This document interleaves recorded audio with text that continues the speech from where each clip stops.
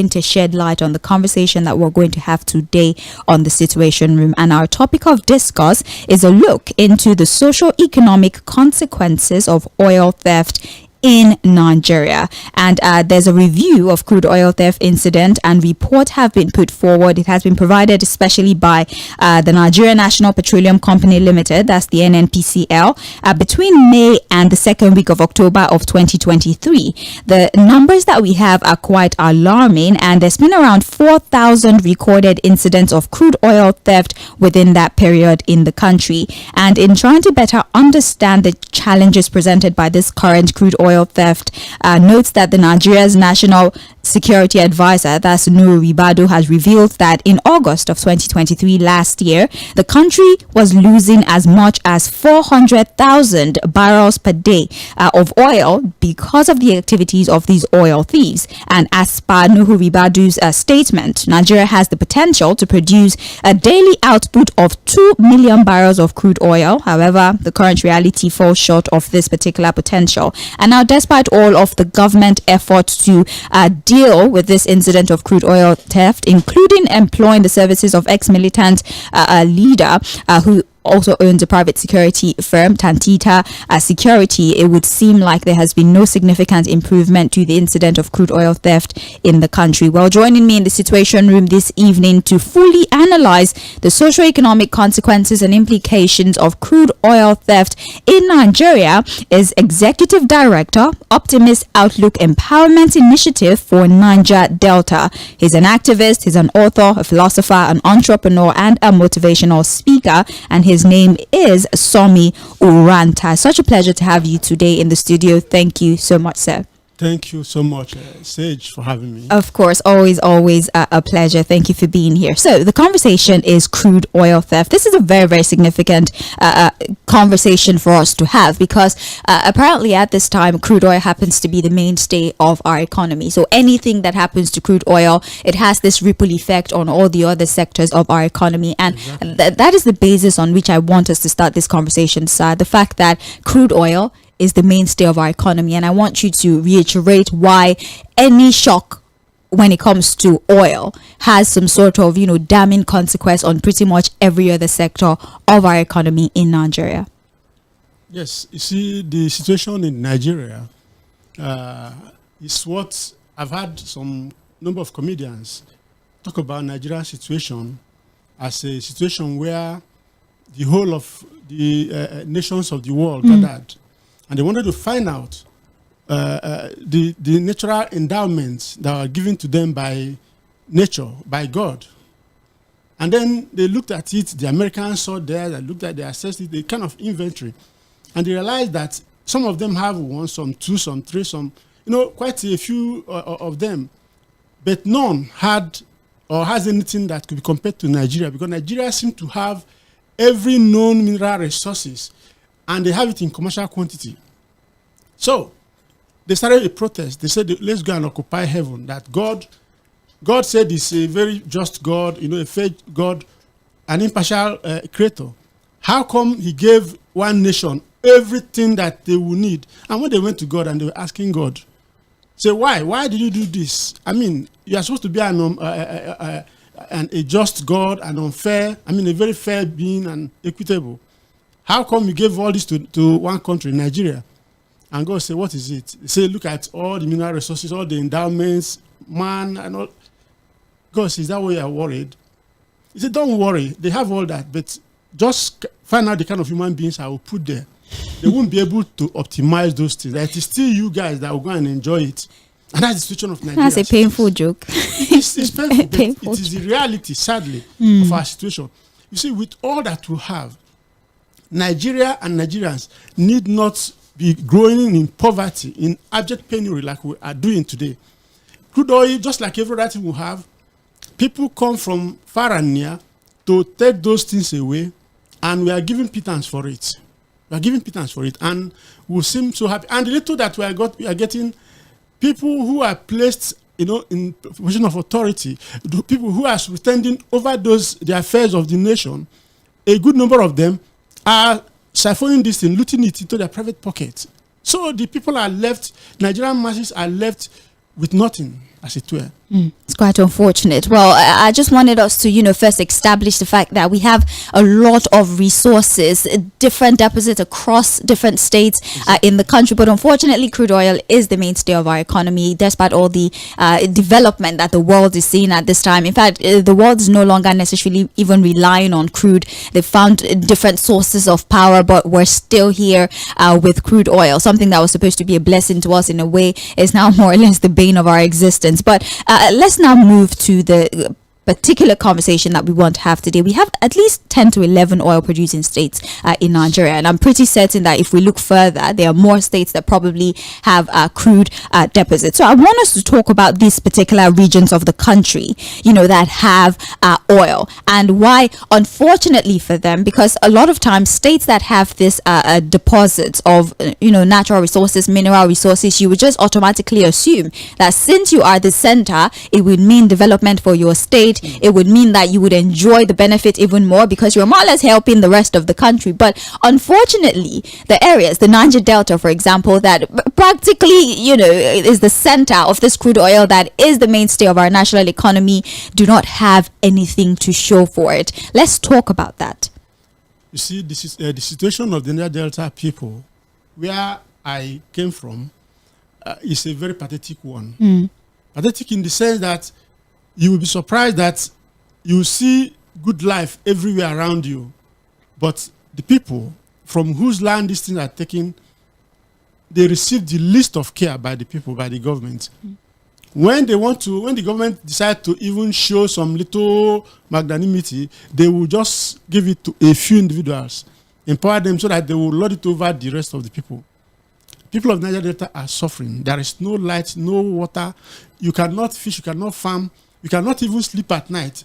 You cannot drink water from the heavens because the water is contaminated. You have gas flaring everywhere. How do you survive? So, what the Niger Delta people are going through, I don't know if the table were to turn, that other people, other regions, happen to be in the position of Niger Delta, if they will take it. By the way, when you see people say up north, the mineral resources they have, they extract them. They bring in the Chinese, the Indians to come and extract this thing, and they give the money to them. And you see, that of the Niger Delta is for Nigeria, but the ones of others are for the people, for the states of those states. And it's quite unfair, very unjust. But then, aside from the fact that the consequences of oil exploration, for example, is really telling on the people of Niger Delta, like you said, there's contamination in their waters. It would seem like oil theft, which is the primary subject matter today, is also prevalent in those places. And one will say that the contamination of the water and all the gas flaring and all the soot in some cases might be a consequence of oil theft. The pipelines are being damaged, amongst other things. We also see a prevalent of crude oil theft, which is a problem in those places. So how do we reconcile the situation? Sage, the way you sound, you seem to feel or come across as if you're saying that the oil theft are exclusively done by Niger Deltans. Oh, no, of course not. I'm saying that it happens in those places even more. I'm not speaking to the individuals that perpetrate the act. I'm talking about the act in itself. Yes, the act is something that we have always been seeing. But it's just that, unfortunately, it is becoming more alarming because it is increasing, in taking a quantum leap from what it was. Every day, more of that keep happening. And the most unfortunate thing is that if you are driving from here by road, say you're going to the Niger Delta, you will discover that every 2 poles, you see one military post, one custom post, civil defense post, just like that, till you cannot drive freely for the next 20 minutes without having 2 or 3 stops. So what are they doing? What are they doing? How come with all the heavy presence of military authorities all around the area, how come there is so much oil theft even now than ever before? That's what I want to answer. And I'm not even, just emphasizing on the Niger Delta because, like I said, there are many other states, Ondo states, there are many other states, even states in the south that produce oil. And crude oil theft happen in those states as well. So I want us to talk about what are some of the factors that you would say are responsible for crude oil theft. Why do people feel the need to cut through these pipelines and start to divert from, because they don't necessarily have the resources to tap this properly. It's only expected that, there will be environmental damage. So what are the factors that contribute to crude oil theft in the country? You see, when you look at it in this way, when you come to a place and you're extracting what they have in the place, and nothing is given to the people, and the people are the ones that bear the brunt of all the illegal oil exploration and all activities, within the place. Yeah, there's no way they will not be able to look out for themselves. By the way, the people you bring to also monitor it, it is the liquid gold is so important. Is so richly endowed the area that everybody, people, military men, security agencies, officials, they pay money to be posted to the Niger Delta. It shows how lucrative the business is. So the issue of who is behind the oil theft is even something else. If you begin to trace it, you find out that the people who you have sent to come and guard and protect those places might be the people who are actually doing, perpetrating the act of destroying those things and taking it. Okay, if you take it, where do you take it to? And by the way, the little ones that the people of the area might be involved in, trying to, what they call fire, or the artisanal refineries they are trying to do, is, there is an opportunity in that area that the government, if we are proactive, if we know what we want, you can actually extract something good out of every bad situation. These guys that are doing those illegal refining, when they produce those things, they use those diesel for generators, for heavy duty trucks and all that. And these things work.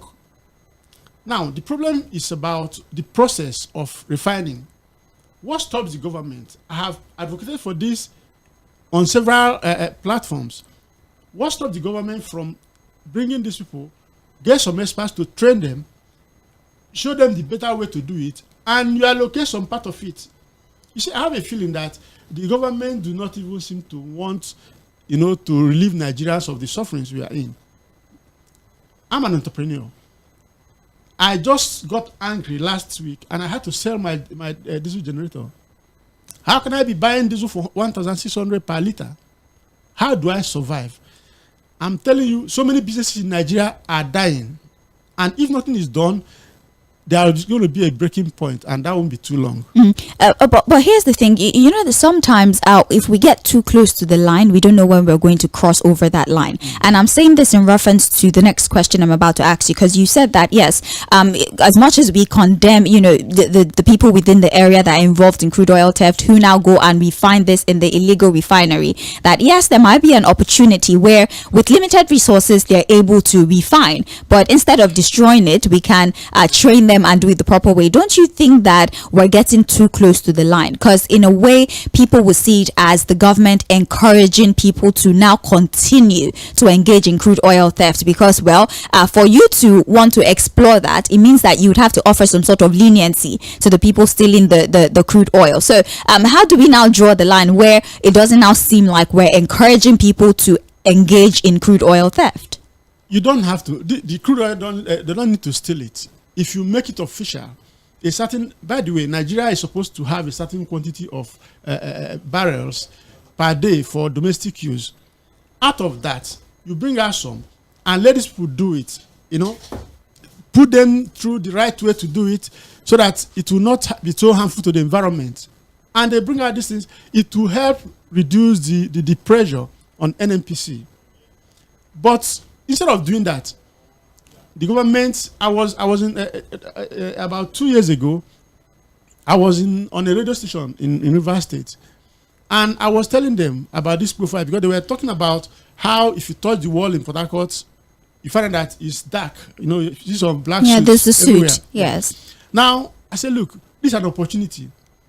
Instead of pursuing them, because the governor then, Governor YESON Wike, was he was up in arms, say he was fighting the people behind this. And I said, look, instead of fighting them, why don't he encourage the NNPC and the relevant agencies to train these people so that they can do it right? Then you want to stop them. Because when you stop them, you cannot take away people's means of livelihood. They cannot fish, they cannot farm, they cannot do anything. You are forcing people to go into crime. You see, you are forcing people to go into crime. So the best way I see is to find a meeting point so that it can be better for everybody. Because you are breeding criminals. All right. Well, again, if you're just joining us, you are onto the Situation Room on mainland 98.3 FM, the sound of Lagos. We're talking about the socio-economic implications of the persistent crude oil theft in the country, and we started by talking about crude oil as the mainstay of the economy. We spoke about the crude oil producing states and the unfortunate turn of events where the states where these this crude oil is extracted from happen to be some of the most impoverished states that we have in the country. And then we spoke about how crude oil theft in a way is affecting those who live in those particular areas. And I have the pleasure of talking to the Executive Director, Optimistic Outlook Empowerment Initiative for Niger Delta, an activist and author, a philosopher, entrepreneur, and motivational speaker, Tᴏɪᴛᴛᴇʀ, and he's the one that I'm having the pleasure of conversing with this afternoon on the Situation Room as we look at crude oil theft in the country. Don't forget that we're streaming the show live on our Facebook platform at mainland 98.3 FM or facebook.com/mainland 98.3 FM. Feel free to drop your submissions on there, and when we start taking public opinion, I will read your messages. Now, let's talk about crude oil theft and insecurity. Remember that we said, sometimes when people are impoverished, unfortunately, their minds become a breeding ground for all form of criminality. Sure. So I want us to get to the nexus between crude oil theft and insecurity. Is there a link between this persistent crude oil theft that we see in the country and the rising insecurity in the areas where this practice is common? You see, because of the lure of the black gold, because of the lure, anywhere where there is wealth, you should expect crime to also come, because criminals like to get enriched. Of course, in Nigeria, we have the paying criminals, we have criminals in high places, we have those on the street, those in the creeks, and all whatnot. But you see, when you take away people's means of livelihood, when you bring people and they find out that this is an opportunity for them they have official guns from the government, sponsored by taxpayers' money, and then they can do what they want to do with it. You have set the stage, for all manner of crime within the area. A hungry man is said to be an angry man. So, when you put these things and you don't monitor it, look, even when you look at what has happened in Nigeria, for example, the issue in Nigeria today, where people have been ripping the Nigerian nation through phony contracts, oil, and what have you, you'll be surprised. People are watching. So the criminals too are saying, the lower ones, the big ones up there, they are doing it, they're using their pen to take these things away, because what people take from the pipelines are so little, so infinitesimal compared to what people in high places in Nigeria take. So it's not a question of who will outdo the other. So there's a serious link or connection between crime or insecurity and oil theft. There is. Because the more people get this thing, they want to get empowered so that they can also protect themselves and ensure that the business, there's no stoppage of it. So at the end of it, it is the society that suffers it all. Well, let's speaking of security, or well, insecurity in this case, unfortunately, the government has tried to manage the situation of crude oil theft because, like I said, over 400,000 barrels that we lose on a daily basis. I mean, we have a capacity, of over 2 million barrels per day, but we're very well below that capacity. And a lot of time when you see stakeholders within government who are talking about this, even the Anu Ribadu, the security advisor, who says that, vandalism, first of all, is an issue. Crude oil theft is an issue as some of the factors as to why we're not able to produce as much as 2 million barrels per day, and that they have done things. And like I highlighted in my introduction, the Tantita security deal is also something that we should highlight right now. I believe 4 billion naira a month is what was made available to Comrade Tompolo. And unfortunately, I cannot say, authoritatively that we've been able to get some sort of benefit from that arrangement, because according to the report that the Guardian newspaper put out, we've had at least 157 breaches since 2023 till this very moment, and that is within the period where we had this particular arrangement, and we're paying as much as 4 billion naira every month to protect the pipeline. So how exactly can we continue an initiative, an agreement like that one with private security, if we're not getting any benefit for that arrangement? You see, if you notice, when Tompolo and Tantita security network came into play, you see what they did. A lot of stoppages took place. They showed a lot of things that was happening, and they stopped a lot of it. Yeah. I'm sure you are following up. Yes. So it would be wrong to say that there has not been any positive result from it. Okay. It would be wrong. I'm not saying that this thing has stopped, but they are working. At a point, he accused and mentioned the agencies that are responsible for this thing. So to just say that they have not done anything, Nigeria would have been worse off, far worse off. If you check what was happening before Tantita came into play and what's happening now, you realize that we have made a great success. That I must tell you. Okay, so you believe that this private security arrangement that we have with Tompolo has, in a way, minimized the incident of crude oil theft? Great deal. A great deal. Okay. A great deal. All right. Thank you very much for that. We're still streaming live on Facebook, so you can very well drop your submission. You can drop your questions.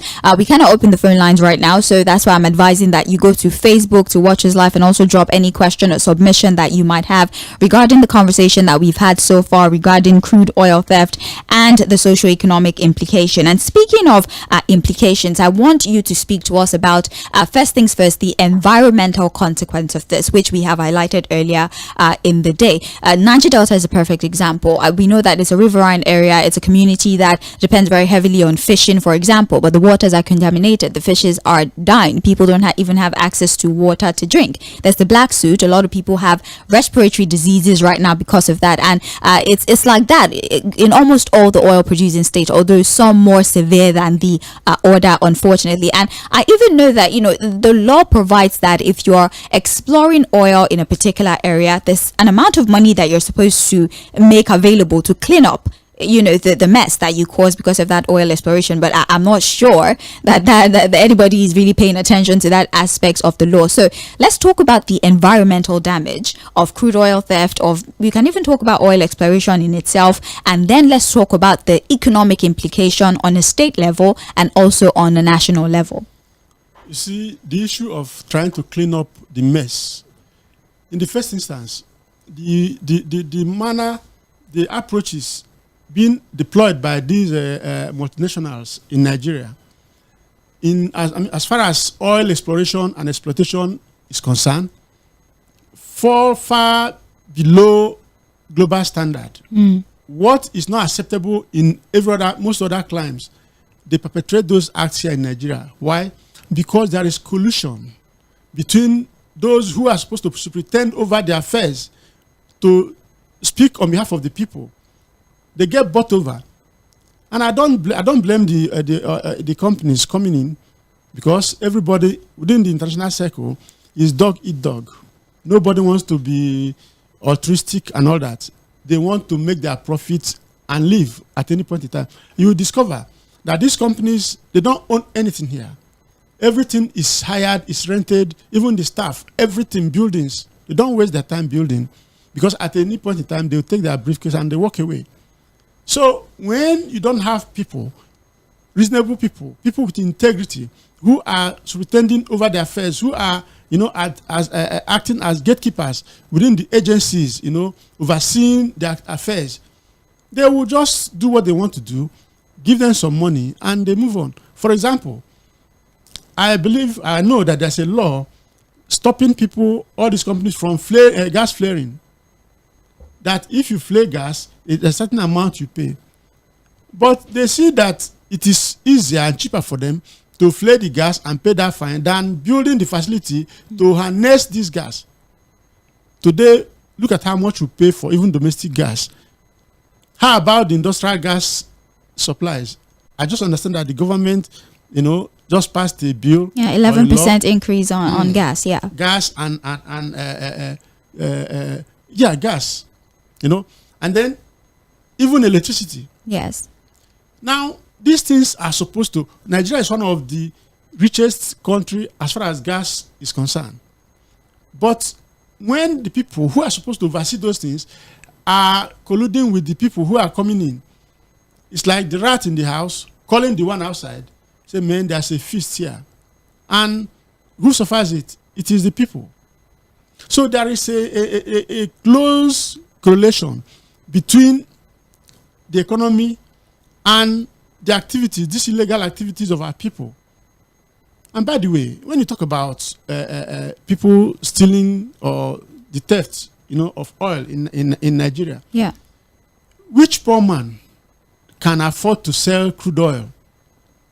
When you see a tanker, an oil tanker, it is as so long, so big, so huge that I was watching a situation report where an arm of NNPC said they have, like, all of this room, you see screens where they are monitoring everything. They say every movement, every action or inaction, as far as the oil facilities, infrastructure are concerned, that they see it in that place.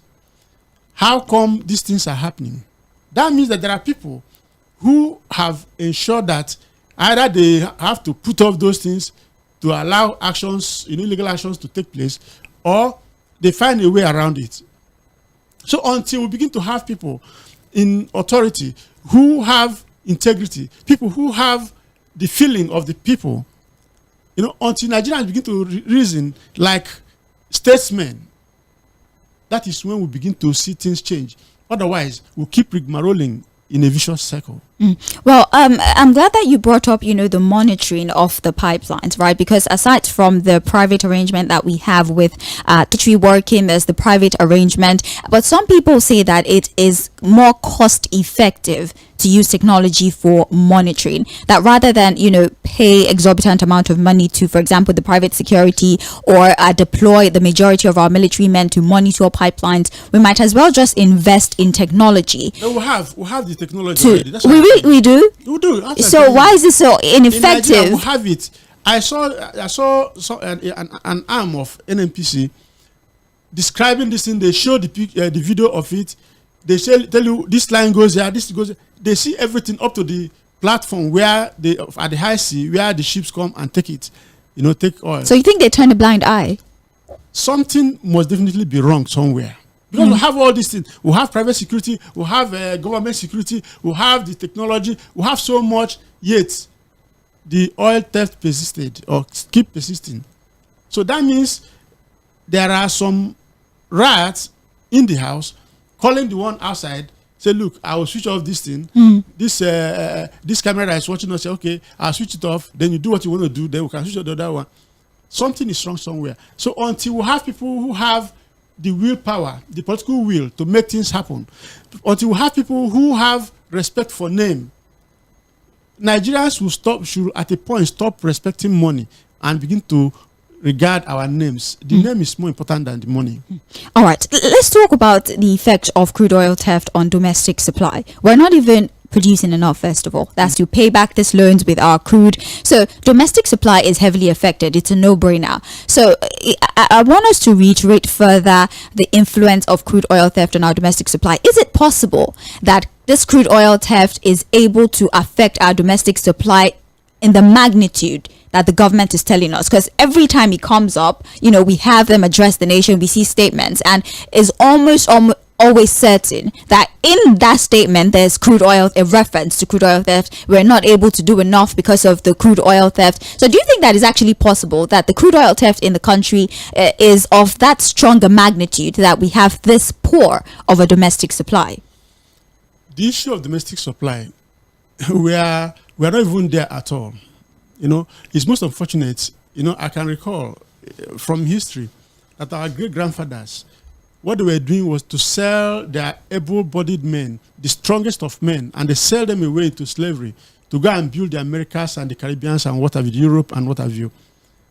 After that, we move on to the stage of cash crops, and we're still sending them away raw talent. in raw states. You have the groundnut pyramid of northern Nigeria, no processing, no value added. You talk about the cocoa of western Nigeria. Just the way you get it from nature, you send it out that way. The same thing today, crude oil. We cannot refine it. I want to ask, what really is the agreement signed between Nigeria and Great Britain when they gave us independence? Because the French West Africans, there are some certain agreements they reached. Like, for example, that their money, the money in those West African countries will not be kept in their own country's central bank. It has to be banked at the central bank, France central bank in Paris. And so many other things about security and all that.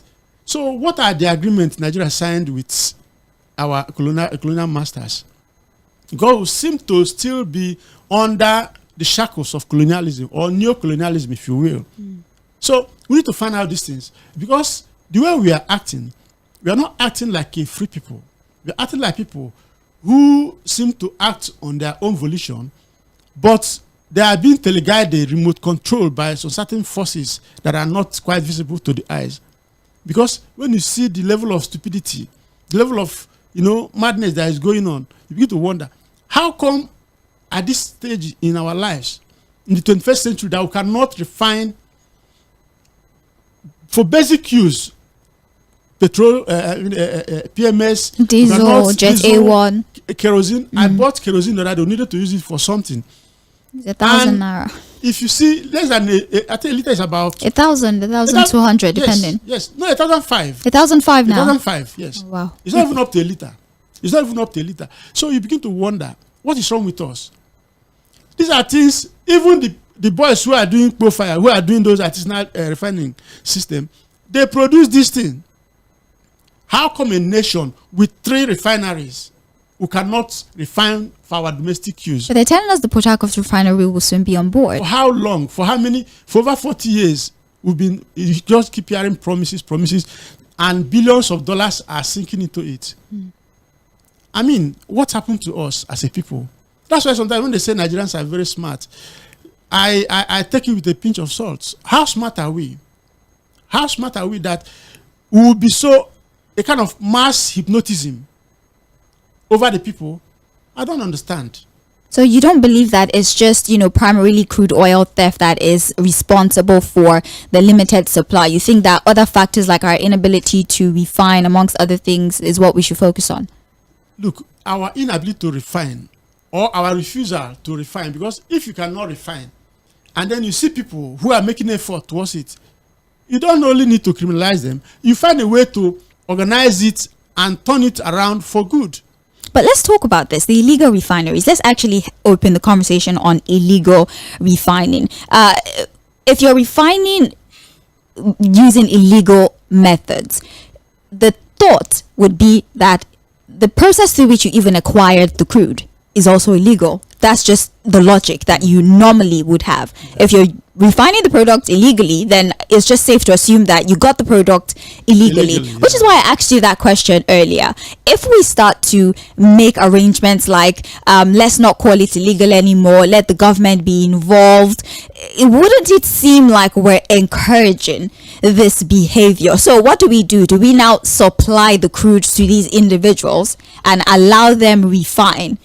That's what I'm trying to understand. You see, you had Sheikh Gumi talk about bandits and terrorists, that they should be given amnesty, according to him. Well, you also had recently, and even before now, how they will get some Boko Haram killers. These are killers who are killing in hundreds. Yeah, they are repentant, so we should. They're repentant. Yeah, I heard. And you absorb them into the system. Even they were protesting the other day that they kind of they weren't paying them their 50,000 or so. I saw that as well. Now, the people they displaced who are in IDP camps, these people are still in IDP camps. In fact, if they venture out of that place, they will be kidnapped. And somebody is talking about all those ones. But in this situation, these guys are not killing anybody. You are the one criminalizing it. Turn the situation around for the good of the nation. Because what they are doing is bad. For you to go and start stealing crude oil, and then you begin to burn it and set up and all that. I'm sorry. I apologize. I don't want you to lose your train of thought. But you know what? When they're extracting this crude oil, we've seen fires. We've seen fire outbreaks that lead to thousands of, hundreds, not to exaggerate, hundreds of people die when they're extracting these things and people are going with their buckets. So can we really say that we've not had casualties from this practice? Well, see, I am not actually in support of that practice. Of course. What I'm saying is that since this thing is becoming prevalent, and what they are doing at the end of it all, when they bring it out, most offices, motorists, they buy these products and they use it, and it didn't in any way damage their vehicles or their gensets. Okay. So can't we teach them a better way to do it? And then instead of them going to steal it, you allocate a certain quantity for that purpose. You see, in China today, most products from China are good products. Except when people go there, they say, look, reduce some phony businessmen. They go to China, they say, reduce the quantity or the quality for me. The quality, reduce it to specification. Otherwise, China have been there severally. They do good products. Their cars, everything in China is okay. But before now, it wasn't that way. It wasn't that way. When you hear something from China, it's said to be fake. But see, if you are doing the fake, you are very, very close. If you can do the fake, it's just a little effort for you to do the normal thing, the real thing. So what they need is encouragement by the government. Because the government they don't want to help Nigerians. That's why you are looking at it in that way. If there is a concerted effort, a desire to make the ordinary man feel positive impacts, dividends of the so-called democracy, we should find a way around it.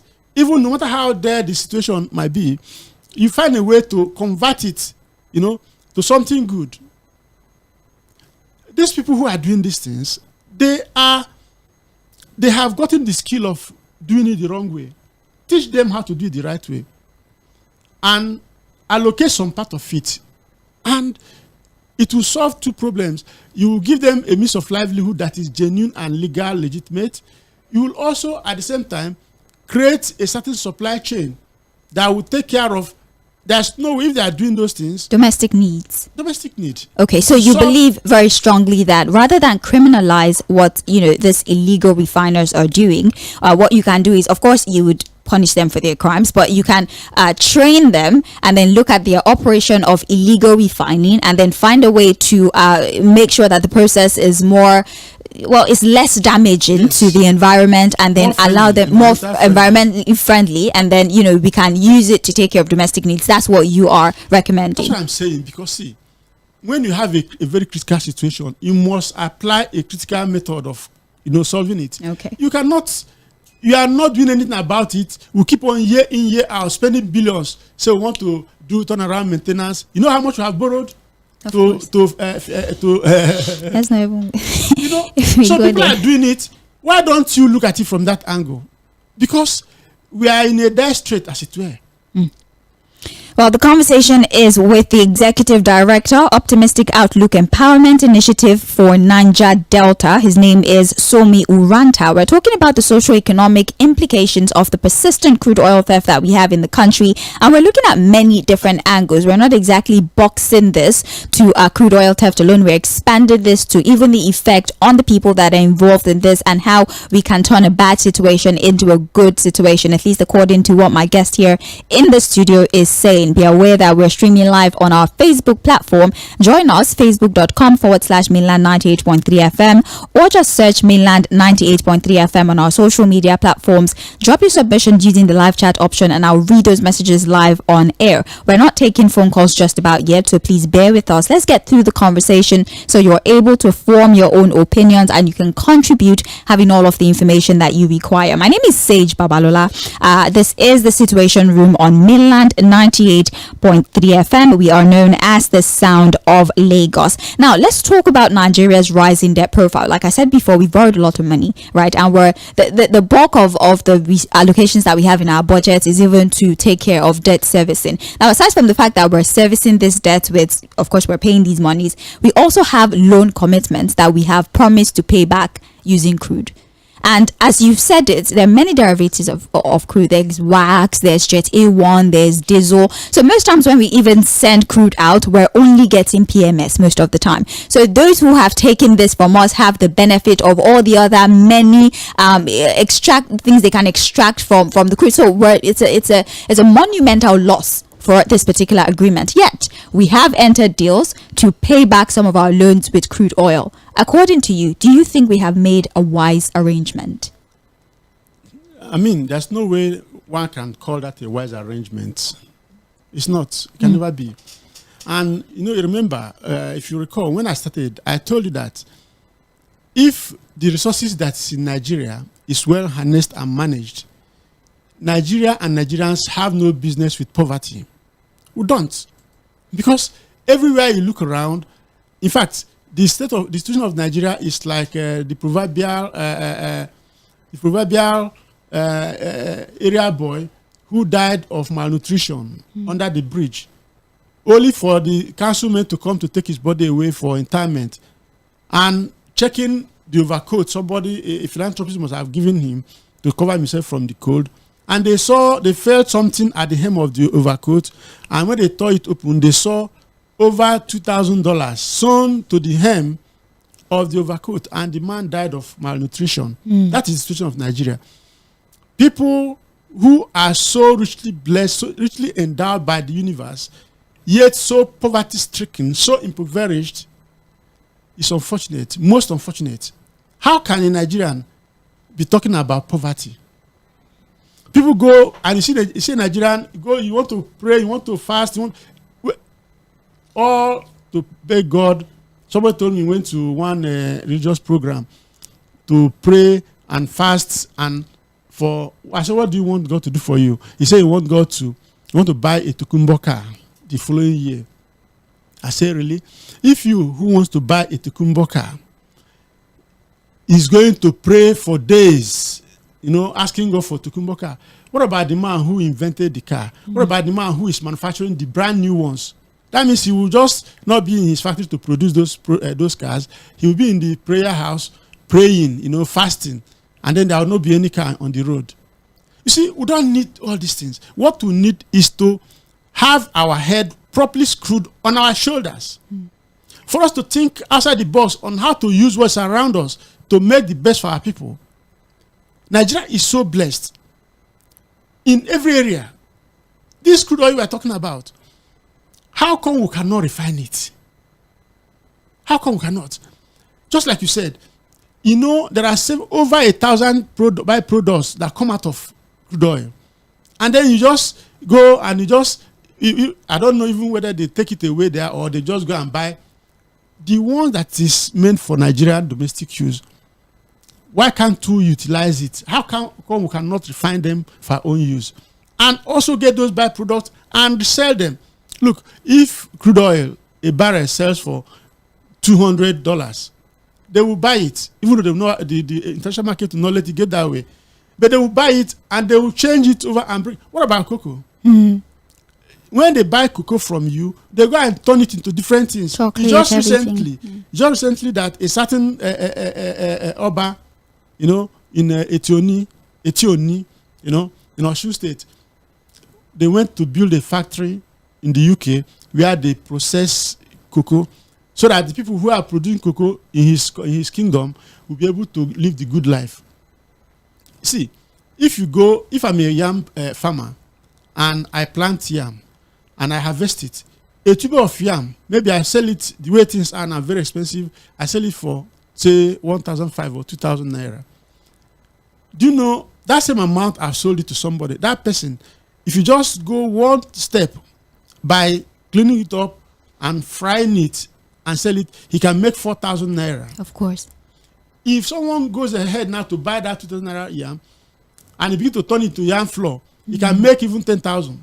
So when you sell your product at the reduced, at that the way nature, without any human input, you get next to nothing. That's why they will buy it at any amount you call it, and then when they process it, they make add more. all the value in the chain of it, and they bring it back to you. You pay through your nose to get them back.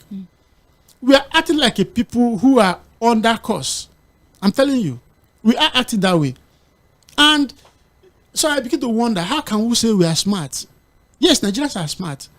But how come our smartness is not translating into living the good life, into making the best of what God has given to us? Let me ask you a question, and let me use the analogy of the proverbial chicken and the egg situation.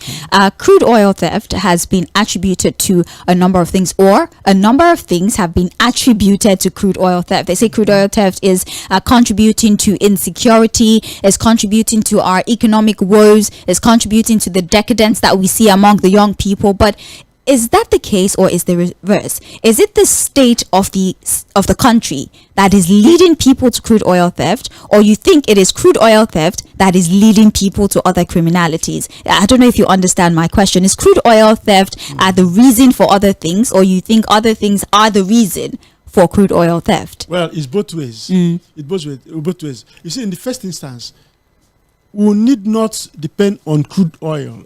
Our economy need not be a mono economy. It doesn't have to be, because we have so many other things. Ask the Chinese, ask the Indians.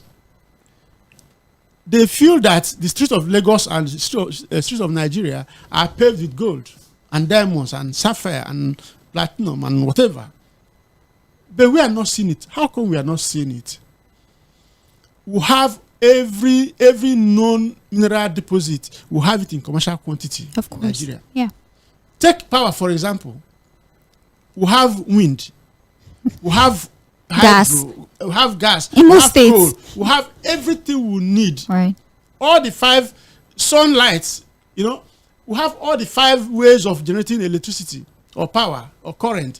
We have it, yet we cannot produce. All we do is produce darkness. 4,000 kilowatts. And now the rates charges have gone high. What is wrong with us? Look, I believe that in our lifetime that something will change. Something must give. We can't continue like this.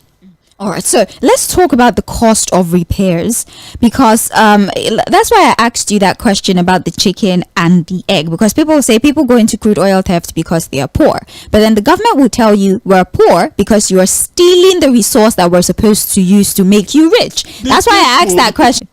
It is the government, the people in Abuja, in Lagos, and in all the mega cities are the ones. Tell me one billionaire in Nigeria that his wealth cannot be, it's not connected to crude oil. Tell me. Tell me one, just name one, that his wealth is not connected to crude oil, to oil in the Niger Delta. Meanwhile, there are every state in this country, every state or every region have their unique advantages God has endowed them with. So how come we have refused to, put Nigeria in the right way? We should restructure Nigeria so that people, this attitude of every month end, everybody go to Abuja with a briefcase, you go and share what is brought from Niger Delta, and everybody go home and start sleeping. The thing that they are doing to the Niger Delta people, they are just being unfair to us, unjust, and all that. But I shared that sang a song that I'm a prisoner. You, the prisoner, or the prison warder, you're also a prisoner because you're also wearing uniform. Even as I'm wearing uniform. In our place, they say, look, if you carry me up and hit me to the ground and you sit on me, we are both on the ground. Somebody passing will say, these people are on the ground, or maybe they're in the gutter. So we are all together. We are all in it together. We are all embroiled together. We are all enmeshed in this issue together. Until you give the other one his freedom, you too will then begin to think of your own freedom. You cannot continue to oppress and suppress people and think that you make progress. That is why every time we make progress, one step progress, we do a retrogression, 10 steps backward. I'm sorry once again, because we're due for a break in about 3 minutes. We're going to have to go on a very brief commercial break. But in the few minutes that we have, I know that a lot of people talk about how, the Niger Delta, for example, do not enjoy the benefits of the people. You're listening to Mainland 98.3 FM. Mainland 98.3 FM. Don't touch the dial. 98.3 FM. Don't touch the dial.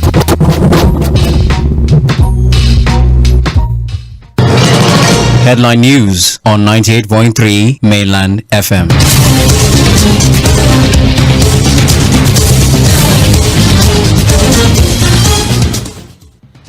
Good evening. Headline news on 98.3 Mainland FM. My name is Omobola Sandra. Zamfara State Government imposes curfew along Sokoto and Katsina borders. Shaibu lawyer withdraws. Panel continues investigation in impeachment. Crypto firm says detained employee not part of Binance management. Senegal's new president appoints his mentor Ousmane Sonko as prime minister. On the foreign scene, Zimbabwe declares drought emergency, joining other El Nino affected nations in hunger crisis. Taiwan's deadliest earthquake in 25 years claims 7 lives and leaves hundreds injured. In sports, freedom for Super Eagles star Osai as he escapes punishment following beating of Peach Invader. That's the headline news on Mainland FM. Details at 5:30. When your whole world comes crashing down, please look up. Assemble the team. It's showtime. The brains waking up. What'd you have for breakfast? We are the sound of Lagos, and this is Mainland 98.3 FM. You didn't see that coming, did you?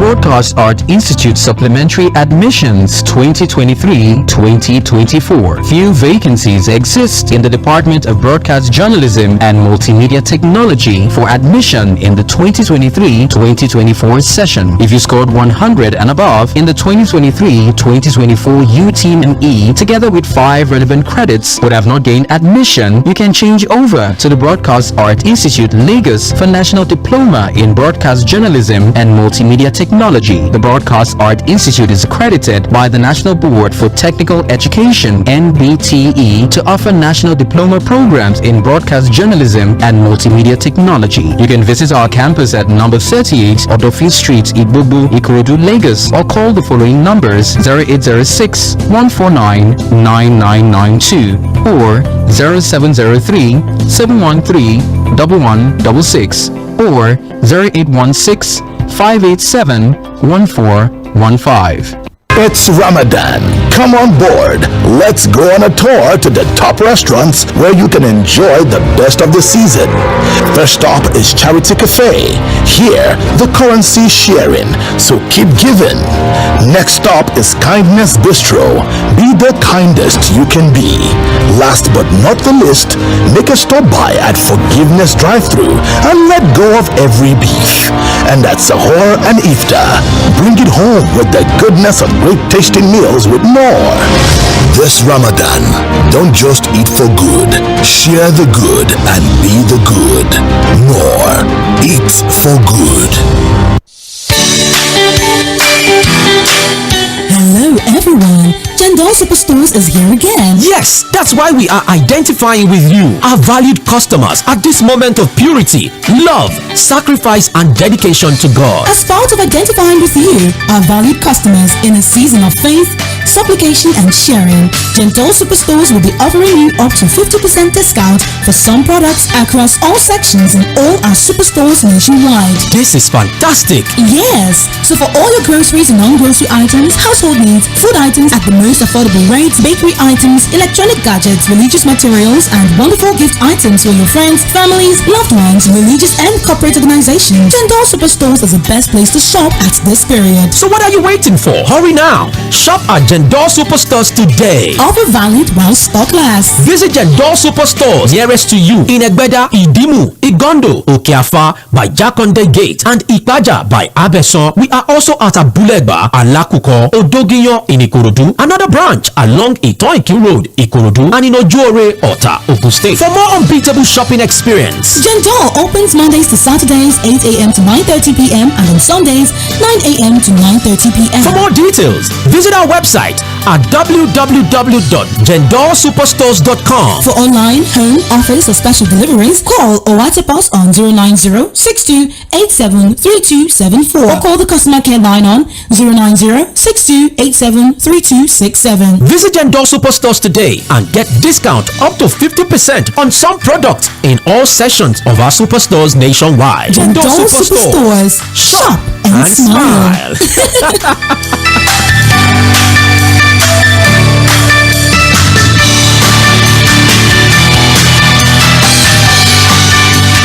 It's Ramadan. Come on board. Let's go on a tour to the top restaurants where you can enjoy the best of the season. First stop is Charity Cafe. Here, the currency is sharing, so keep giving. Next stop is Kindness Bistro. Be the kindest you can be. Last but not the least, make a stop by at Forgiveness Drive-Thru and let go of every beef. And at Sahur and Iftar, bring it home with the goodness of great tasting meals with more. This Ramadan, don't just eat for good. Share the good and be the good. More. Eat for good. Are you a real estate developer in Lagos? Do you want to see the business of real estate development done to global best practices? Are you eager for a more cordial relationship between real estate developers and government in Lagos? Do you want a boom in the Lagos real estate sector? Then vote Dr. Segun Oshudairu as Chairman, Real Estate Developers Association of Nigeria, REDA, Lagos State Chapter. A vote for me is a vote for continuity, for unity, and for progress of REDA Lagos. I'll be counting on your votes. We can do this together. Thank you.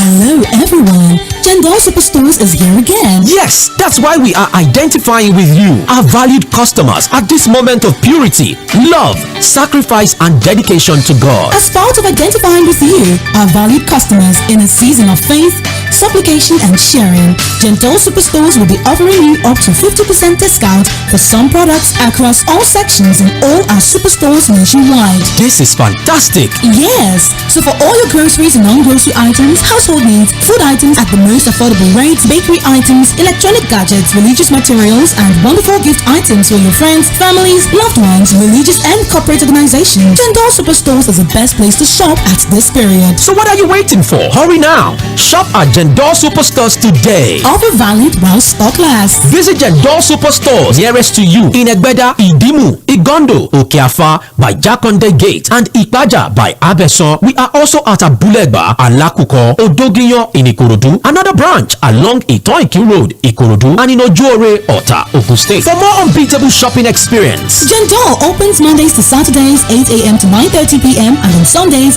9 a.m. to 9:30 p.m. For more details, visit our website at www.gendosuperstores.com. For online, home, office, or special deliveries, call or WhatsApp us on 090-6287-3274 or call the customer care line on 090-6287-3267. Visit Gentle Superstores today and get discount up to 50% on some products in all sections of our superstores nationwide. Gentle Superstores. Shop and and smile.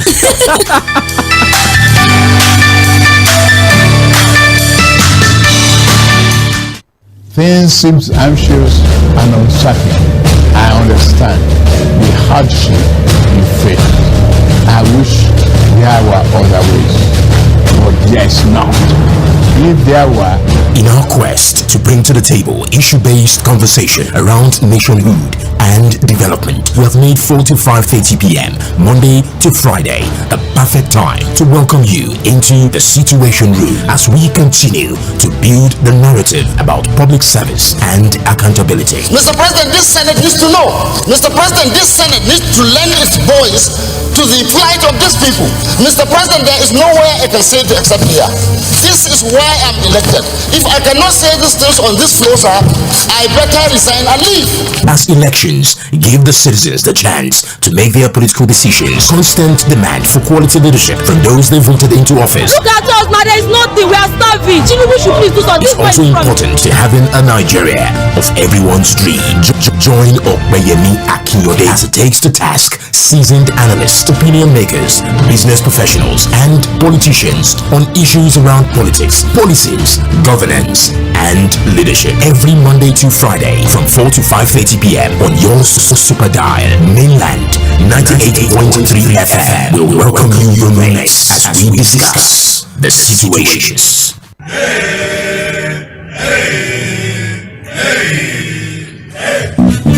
Welcome back and thank you for staying with us. You are still on to the Situation Room on Mainland 98.3 FM, the sound of Lagos. My name is Sage Babalola, and here with me in the studio is the Executive Director, Optimistic Outlook Empowerment Initiative for Niger Delta, an activist, an author, a philosopher, an entrepreneur, and a motivational speaker, Somi Uranta.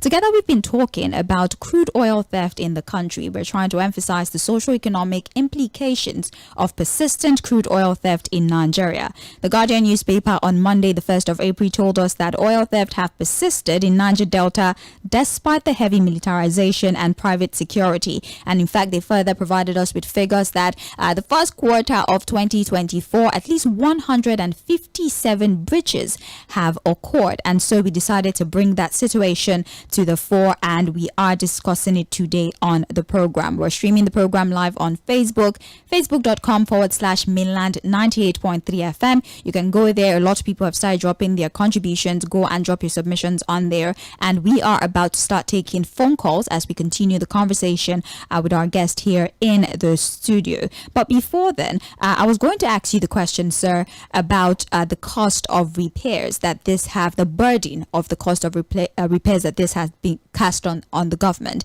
Because I just verified the figures now. We have spent at least 471 billion naira in the last 5 years trying to repair the pipelines that have been damaged in the quest to extract this crude oil illegally. So, and this is me just trying to highlight the fact that this is contributing to the poverty is something that is worthy of note. So I want you to speak on that before I finally open the phone lines. Yes, it's most unfortunate that we have to spend that kind of money, such humongous amount of money, trying to repair the pipelines where they had fixed, other connections. So that, but let me also tell you, a poor man cannot afford to do those things. There is always a collusion that is powered from people in high places. So government should look inwards. They should look inwards and find out why it's happening.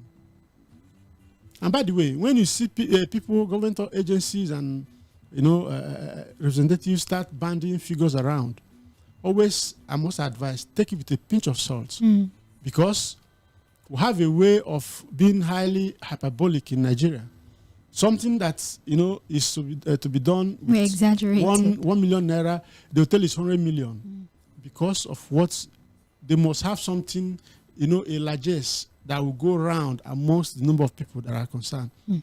That's why I say this country, we don't have any business with poverty. If we share and manage what God has given us, most important is the human capital resource we have. This country cannot be talking about poverty. And why do you have to look. There is hardly any of those things that Nigerians cannot do in terms of even repairing those things and even monitoring it. Why will you have a station room where you say you monitor everything that happens within the oil ecosystem? And then you have security men, you have private security, you have all the military apparatus are all immersed in this project.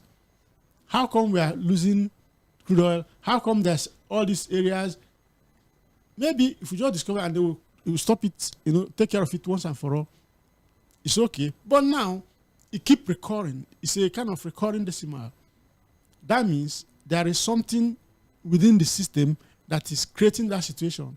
So let the government look inwards and solve the problem if they have the political will. We are going to talk about solutions to the problem before we wrap up the program, but I really want to start to hear from our listeners. I'm going to start by reading the Facebook message that we have gotten, and then I'll open the phone lines properly. Christopher F. Young on our Facebook platform, where we're streaming, by the way, says, greetings to everyone in the studio. The problem of Niger Delta theft and other crimes in that zone is very complicated because it involves the powerful core or the VIPs who some of us know as politicians. If this crime had been committed by common groups of people, the solution would have been provided from the mighty men. But because of those involved, nothing can be done. Because these are the guys that control the system, they forget about it. It will continue until the federal government is ready to expose these men. Those guys that had been caught on this act, did the federal government mention their names? The answer is no. Thank you and God bless Nigeria. Christopher F. Young, thank you very much for your message. Let me take phone calls. The phone line 0913-6000-410. That's how you reach us. Let's take our first call for the evening. Hello. Hello, Sage. Yes. Good evening. Good evening to you, sir. I love your guests because your guests have already spoken everything. You see, the problem we are having is the mismanagement. Nigeria is blessed as a country, and that misplaced priority can never take anybody to anywhere. And look, they invited in every state in Nigeria. We have some cabals we call them elite. They are the one mimicking and compromising with the external body to come and be suffering us because they accept their roots. That is first thing. That is why you see a lot of atrocity being done. They will say that is elite. Now, from power sectors now, which is electricity failure. They now say something falls. There are mega leakages there. What are we saying? Wickedness is too much in this country. And the Niger Delta issue is the same thing, the same measurement they use in the indigenous people of that state. Now discover our Commonwealth is here. When are falling not taking charge of all this, they will go and kill them. Thank you very much. So these are the things. Thank you. God will help us and God will deliver this great country that is so blessed that we are living in scarcity. Thank you. Amen. I say amen to that. I do too. Good evening to you. Hello. Hello.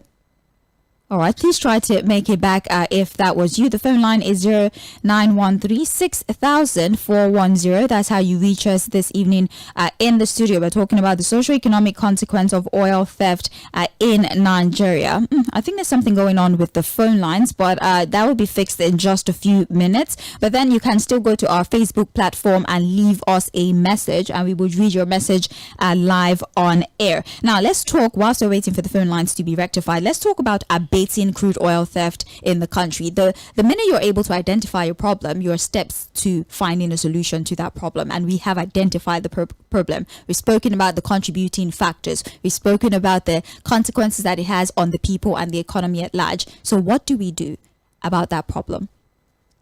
Look, we don't even have a problem in the first place. We don't have a problem because you have seen the problem. The solution is there, laid bare before us. But like I said earlier on, it is the political will, the sincerity of purpose to get this problem solved. That is where we are. You see, the moment they decide to have it solved, it will be solved. The solution is just there looking at us. You see, when people feel that who have decided to be worshipping the goddess of money, that we don't have any regard for our name. In other climes, I should say Sena climes. I hate to say, but I will say Sena climes, because there is something insane, around our environment here. Where you see somebody who will steal and loot billions upon billions, that he cannot even 10 generations of his, or his lineage will not be able to spend this money. Why? And you'll be there, you watching your brothers and sisters dying of hunger and starvation, and you're happy. Then tomorrow, you go on Friday, you go to mosque. On Sunday, you go to church, and they give you seat at the front pair for you to sit. Is that how people live? So the solution is in our hands if we want to. The government knows what is happening. They know how to stop it. But you see, this RNG according to Fela, RNG, system, paddy system cannot work. We must be bold. We must have, a desire to make life meaningful for everybody. If you want to make it for a few people, it will not work out. It won't. Let's pause on that. Please hold that thought while we take our phone calls. I'm trying to see if we have the phone lines rectified now, so we can. Okay. Hello. Hello. Good evening. Yes, perfect. Good evening to you. The Please tell problem us your name, sir. Please introduce yourself, sir. Okay, I'm making calling from Italy. Welcome. Go ahead. Yeah. The problem we have basically in Nigeria is that we are too patriotic to tell ourselves the truth, especially we of the southern part of Nigeria. You see, the basic problem is ethnicity. And we don't want to sit down, at least agree that we have ethnic issues, sit down, address it, and know how we can move forward. Is it like what your speaker said? Those people who are refining those crude oil there illegally, what stopped the government from putting them through, like the guy said? But people are there up north, killing people, murdering people, making people fatherless, and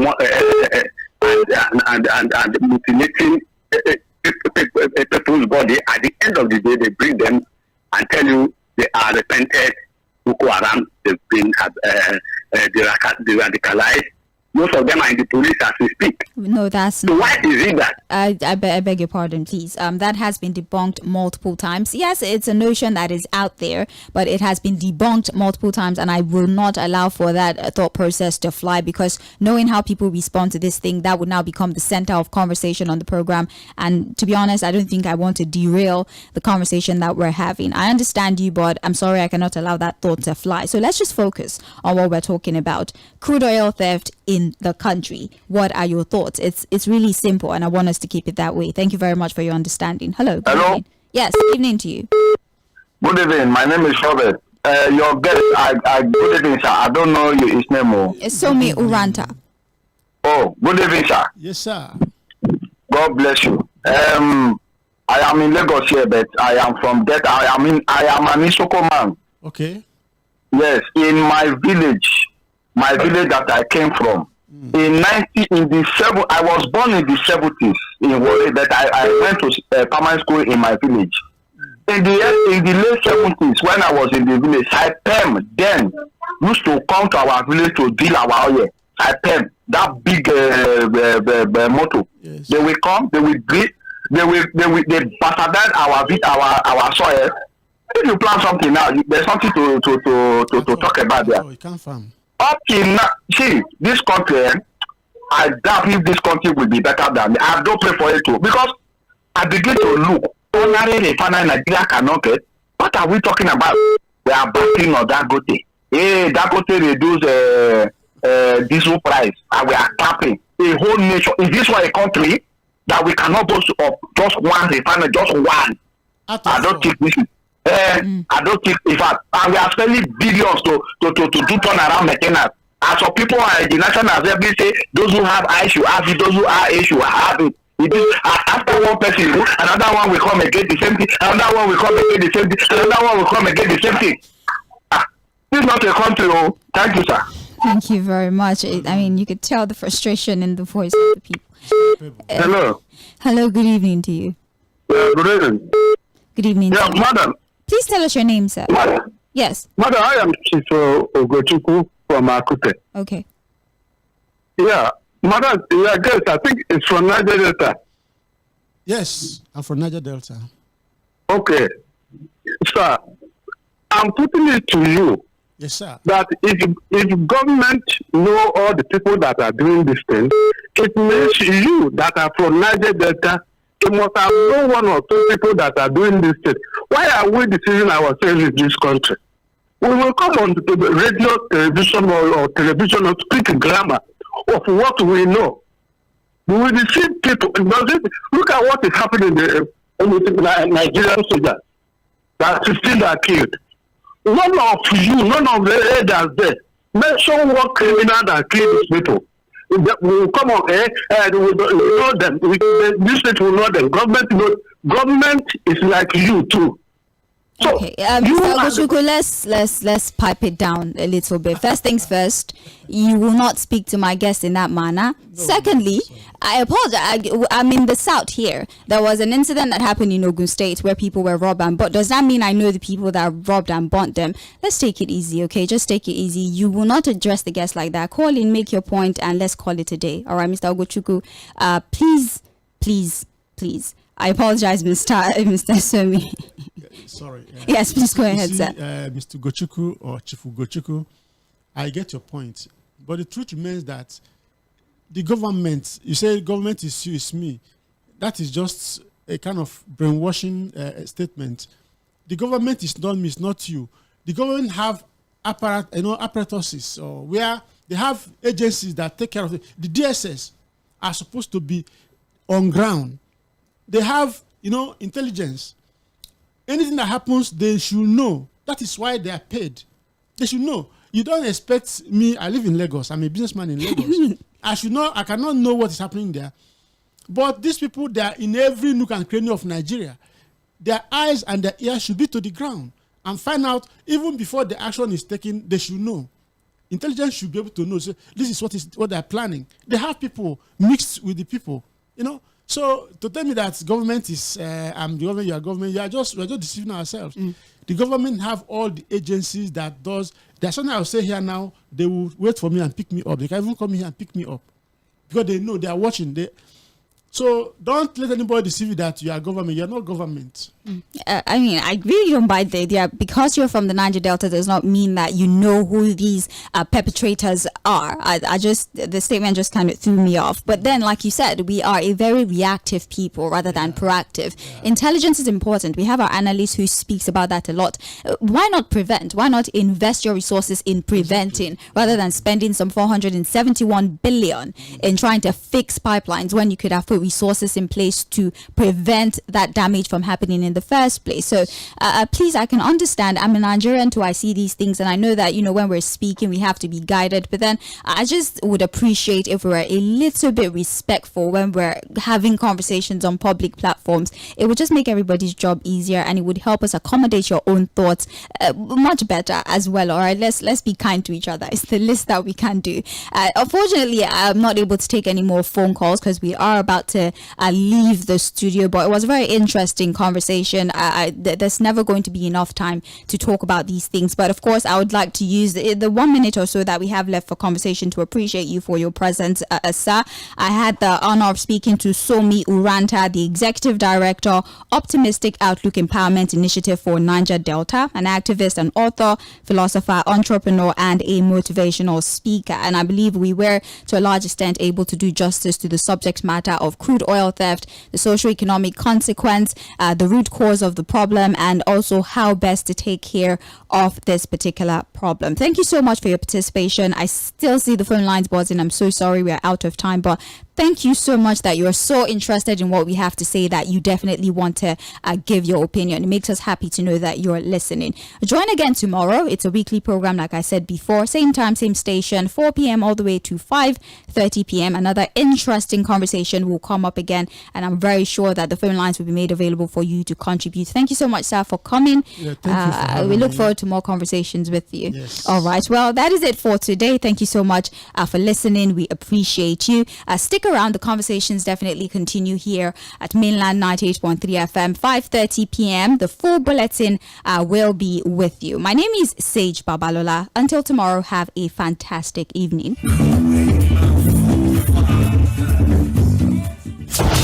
You're listening to Mainland 98.3 FM.